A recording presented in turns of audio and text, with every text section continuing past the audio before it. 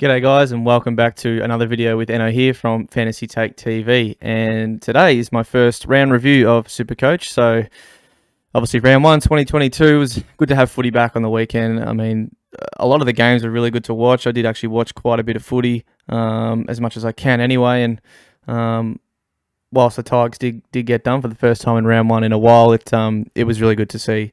A lot of good footy and a lot of good players having some good games and some young ones at that, which I'm sure we'll get to soon, and you could probably tell by the thumbnail of the video. But yeah, so I scored 2,365 and probably one of my best first rounds for a while. But as most people should know, or which is the case, round 1 really doesn't mean stuff all for obviously the rest of the season. But it is nice to kick it off well.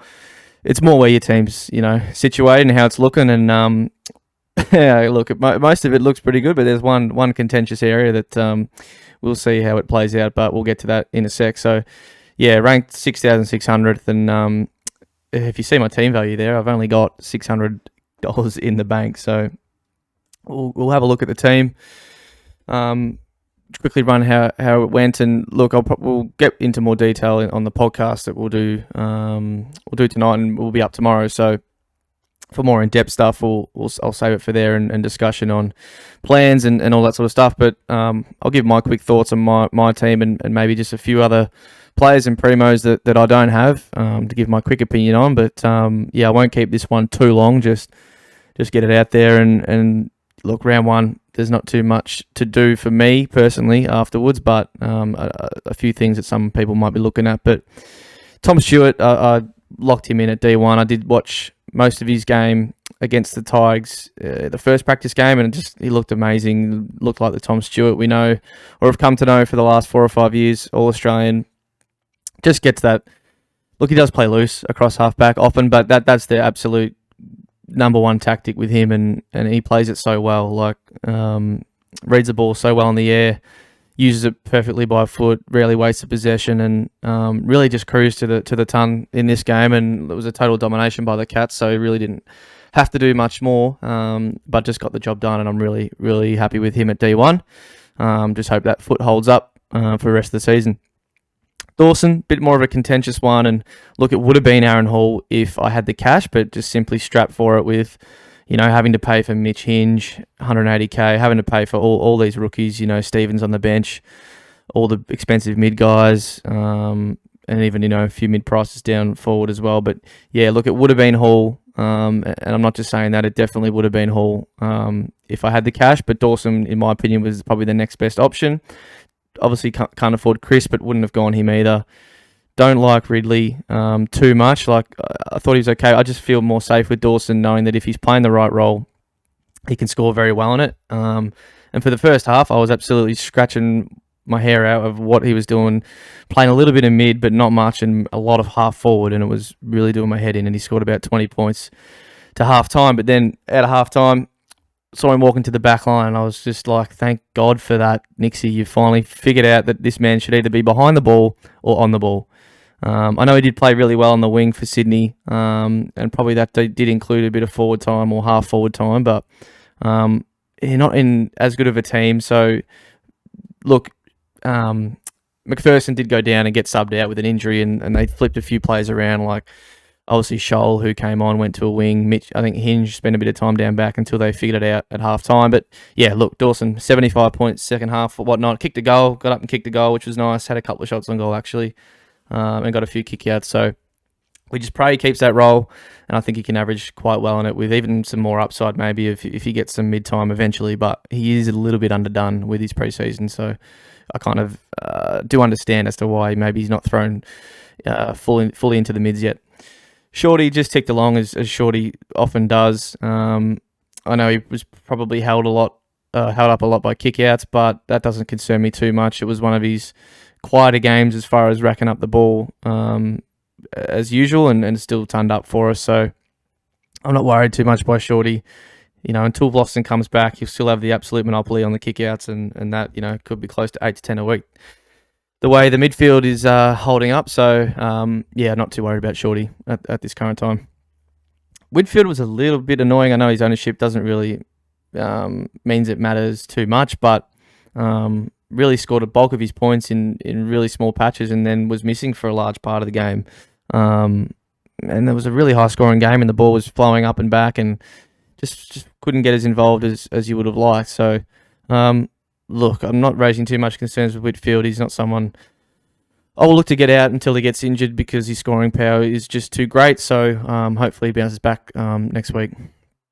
George Hewitt, really, really happy with this selection. And look, I know you should probably cool the Jets with any Carlton mid, or even just as a Carlton fan, with their midfield dominating ours, because it's not a very hard midfield to dominate, and we leak a lot of points to opposition teams. And I think all their mids went 130 plus or 120 plus at least. So whilst that's not surprising, I'm still really impressed with Hewitt and his game. Have been all pre-season, and really, really happy with the pick and going with him. So gets a tough test this week against the Dogs on Thursday night, but I'm still really happy with his role. And look, we'll have to see what happens when Walsh gets back, but that's a worry for another day. So happy with Hewitt. Hinge, I've fielded him over McCartan. I don't know, just McCartan's a key back, and whilst he can intercept, it seems like he's sort of searching for points, or have to be a bit more lucky to get him. But yeah, look, Paddy did play well. Had a couple of hiccups with ball use, but Hinge, I just decided to go with on field. More of a wing half-back role, maybe more chance. But yeah, he went totally missing the second half. So I'm always nervous watching him too, with that shoulder taped up. Every tackle he goes for, you just don't know when it's going to pop. But I think I'll field Hingy again. He gets the Pies this week, so we'll look at that. And DeConning, which pretty much all of us own, just got concussed and had to go off, I think, before half-time. So he was tracking okay until that point, which is all right. So hopefully it was enough to warrant his selection when he's back and available. McRae, we stuck the VC on and was really happy with his performance. Just really does the classic McRae game. He racks the pill up, never goes too big, but never goes too small either. So he's always going to be good for that 110 to 140, and that's exactly where he landed again this week. And we'll probably get my VC again this week.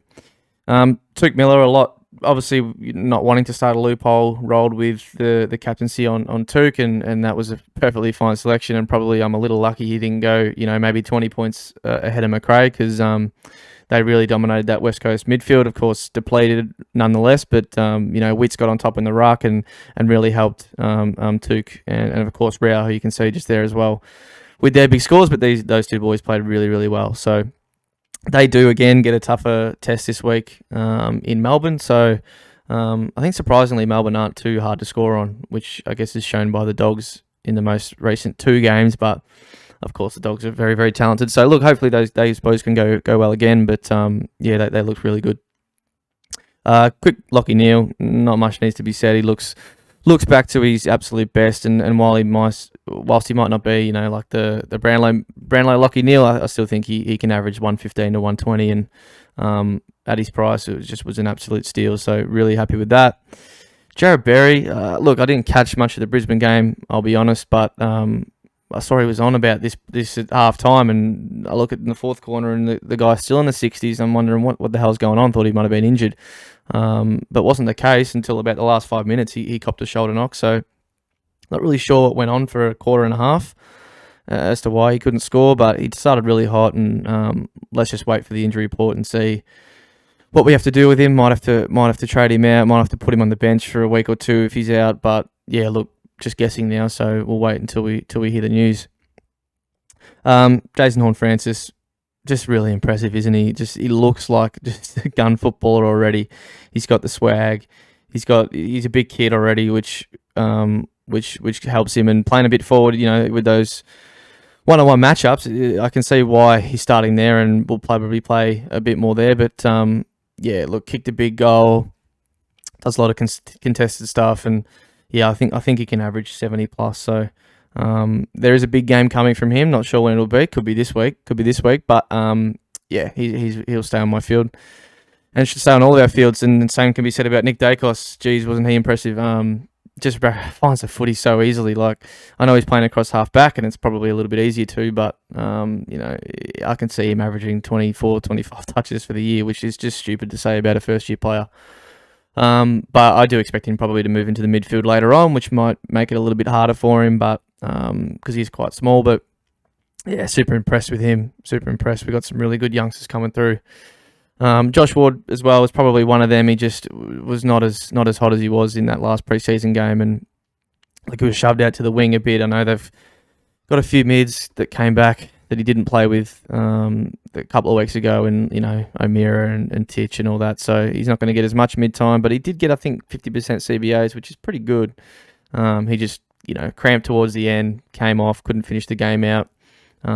Which I guess it was a pretty hot day at the G, and in your first AFL game, maybe that just happens. So willing to give him another go, and obviously not trading him. So just maybe decide whether it's him or Stevens on field this week. So we'll make that call later on. But Dylan Stevens was pretty good as far as I saw around the wing, and he should have that role locked down for now. So again, while he is a higher price rookie like these other guys, I think he can average 65, 70 as well, which should be enough or more than enough. So happy with him, and really good backup as well on the bench. And maybe, as I said before, might play him this week.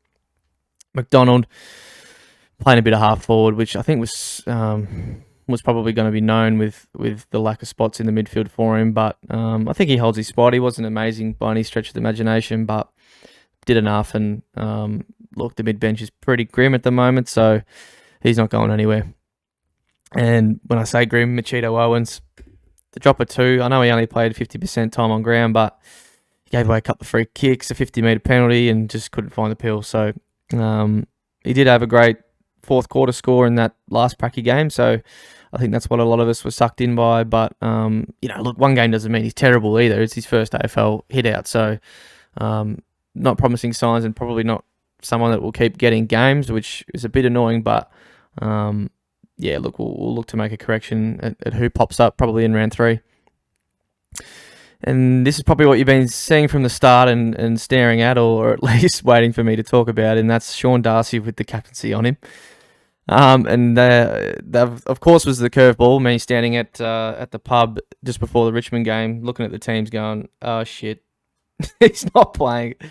And obviously Gorn already been locked out the night before. I didn't really know what to do, so I just put my phone down and said, you know what, we'll figure it out tomorrow. And so having Jack Hayes on the bench there at R3, I thought, look, we'll at least wait till see what he scores.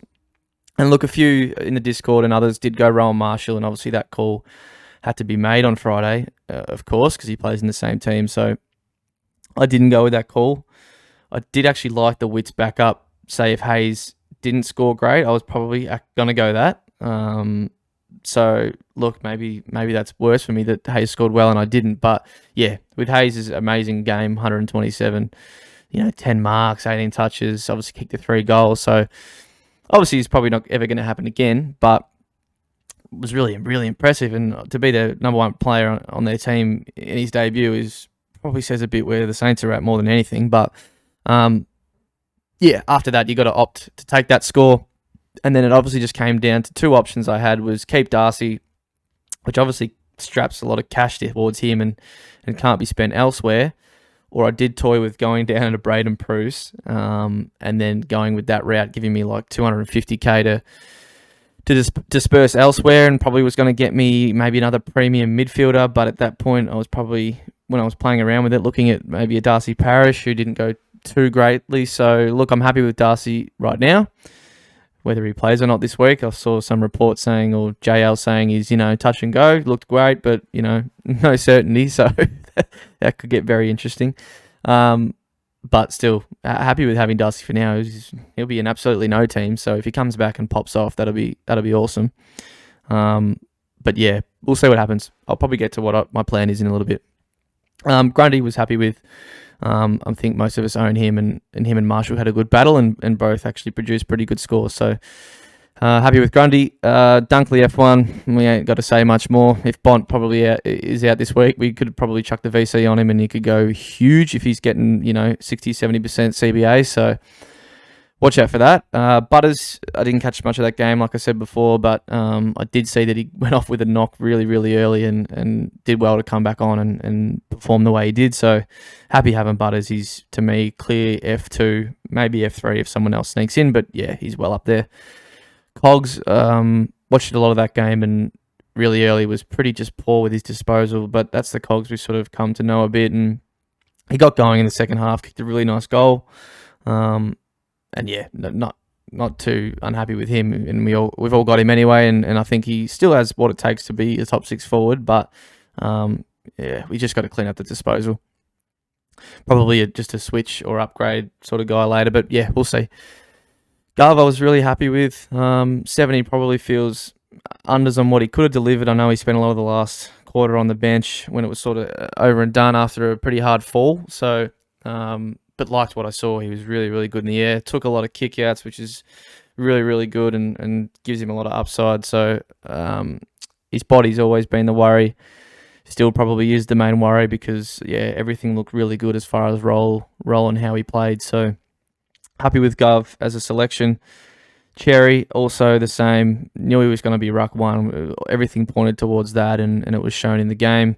Had about 80-something time on ground, which is awesome, and attended more than or almost double the ruck contest that Goldie did. So, positive signs, and Goldie did look really good forward, actually. Took a couple of clunks and kicked a goal or two. I think he might have kicked two. So, yeah, CCJ looked really, really average. So, maybe if they do drop one, and CCJ is probably first to go. So, yeah, happy with Cherry and think there is a big ruck scorer in him at some stage.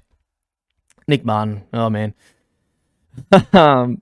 Look, when I had the Darcy thing, I had to decide. Like I already emergencyed Durden and obviously couldn't put him on field. And look, Rochelle was obviously one I had to fade here. It was either him or a Stevens. But even so, if I faded Stevens, I had to still take cash elsewhere. And I really wanted Stewart in D1 and had to sacrifice somewhere. So Rochelle was who had to make way as a small forward playing for Adelaide.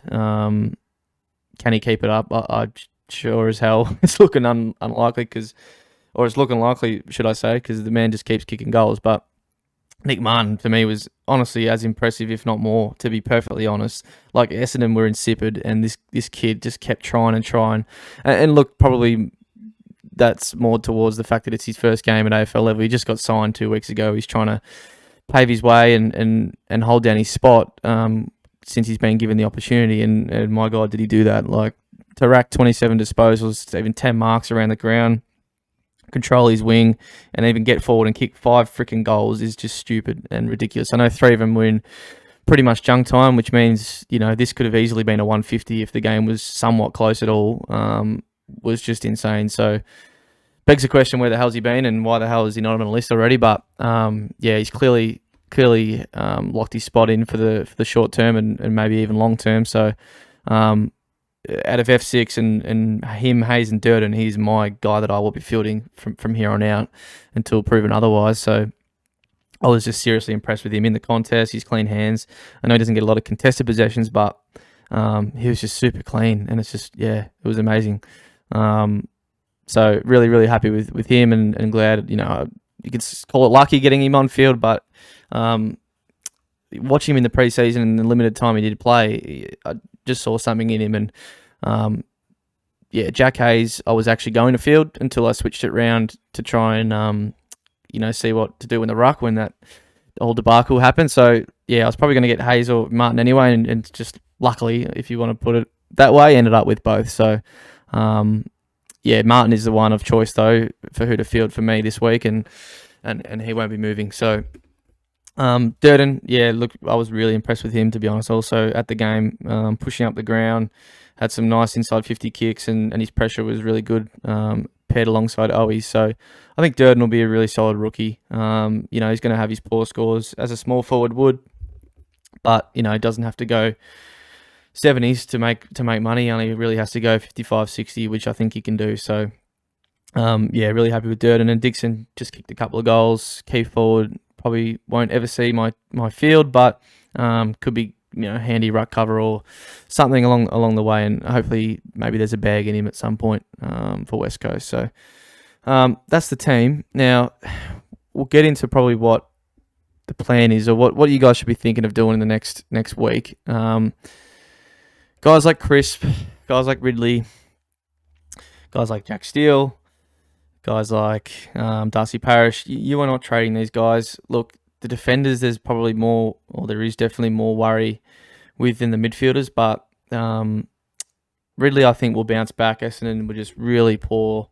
You know, the ball was just being waltzed out of the centre bounce, kicked over his head or kicked to someone on the lead with absolutely zero chance of him getting his intercept game going. If there's no pressure up the field, really can't do what he needs to do. So, yeah, it is a bit annoying, but I knew that was a risk with picking someone that's an interceptor like that. And you could say Stewart's similar, but Stewart does get a lot of the ball himself, and he's the main kick-out guy. He's the outlet. So I feel really, and Geelong play that game style, so I feel a lot safer with Stewart. Whereas Ridley, I just think too many things have to go right, or just some things have to go right, and I'd rather rely on guys that don't need that. It's not a knock on Ridley; he's still a super player. I just don't really like to pick too much. And Crisp, I was never picking Crisp, man. I can't stand. I just knew I could not stand watching him pump out crap scores. It just wouldn't be good for the mental health. So I was never picking that man to begin with. And it's crazy to see him in 40% of teams, but you still got to hold him. You have to, and if he plays the correct role, which what you need is half back, then he can score well. He can score 95 to 100. I do think the 105 last year is unattainable again, in my opinion. So I didn't think he was value at all. But he still can average around the 100 mark, and just give him another go against Adelaide. Still the same. Saints were just absolutely just plain and just didn't really look up to it, but still will bounce back. Maybe he gets Ryder back, and him and Marshall can get on top in the midfield. Grundy is a hard ruckman to be up against, but that they'll still a bounce back. I wouldn't worry too much about him. Parrish is a bit more of an annoying one, but again, they got absolutely dominated. And yeah, now as to what I'm doing with Sean Darcy, obviously I'm holding him and I'm hoping he plays this week. The backup is that Freo do play St Kilda on Sunday in the last game of the round. So I'll have a decision to make. Let's say he gets named and half an hour before the game he's laid out again. I've either got the choice of trading him to Marshall and wasting a trade, and then having to probably stick with Marshall for a little bit until maybe a Gawn drops down or something like that, or rolling with Hayes again as an R3 if he's obviously selected and playing, which I think I probably would lean towards again, because let's say Darcy gets a couple of week rest and they make sure he's absolutely 100% before they give him a go. Once he does get a go, I know everyone's will say he's an injury risk, which he is, but he could well do what he did last year, where he missed a couple of games early until he was right, or he missed round one, and then he played 21 straight and averaged almost 120, which I think is actually upside of him, of course, going 125, 130. So I am holding out for Darcy and hoping he plays. That will soon be decided on the Thursday teams and probably Friday, but at this point, we'll hold and see how he goes. So I think this is exactly how I'll set up this week. Hinge McCartan has me a little bit up in the air, but I think I'll stick with Hinge again. I know Paddy had a decent game, but the Cats are not an easy matchup with their tools. Obviously, wait and see what's happening with Jeremy Cameron, but I think that's pretty much how I'll go. And maybe if there's a little bit of doubt over Ward, I might switch him to Stevens just for a week and give him a go. Look, the Cats is not a great matchup. It's a little bit harder, but Port's not too easy for Hawks either. So that's how I'll go. Like I said, I'll definitely field Nick Martin on F6. And then, hopefully Darcy gets up for me. So, just a couple of quick things. If you're still watching, we've got in the Discord, Perfect 9, if you remember that, is coming back, and you'll be able to play that in the Discord, which will be a bit of fun. Someone is setting up called Survivor, so sort of like if you watch Survivor, similar to that, but obviously with your SuperCoach teams and tribes and whatnot. If you get lower score, you get voted out or something like that. So that's happening. That's about it as far as I can think of. We just hit 2,000 members in the Discord, which is great. So get involved, and we'll see you guys next week. So hope you had a good round one. Let me know how you went. Just quickly, what they did with the leagues, it's only 18 team leagues are on the rankings, which they didn't let us know about. So I'm only in about 4 or 5 of them. So yeah, hope to see some leagues up the top of the leaderboards eventually, and good luck with the rest of this week. Don't trade unless you absolutely have to. One trade I would make or possibly think about is Nick Martin, getting him in early, just anticipating that you might need a couple of trades to use next week, and he looks pretty certain to keep his role, and is a good on-field option for you, in my opinion. So that's one you could maybe look at getting early. Other than that, I wouldn't be trading anyone. It's definitely not any primos at this stage. And Jared Berry is actually another one we need to keep an eye on. Not sure on his shoulder injury or how he's looking. So hold on to your trades, hold on to your trade boosts. Let's wait to use them at an appropriate time. And yeah, good luck for the upcoming round. Cheers. Got the mojo deals, we been tripping like the 80s. Pulling out the coupe at the lot.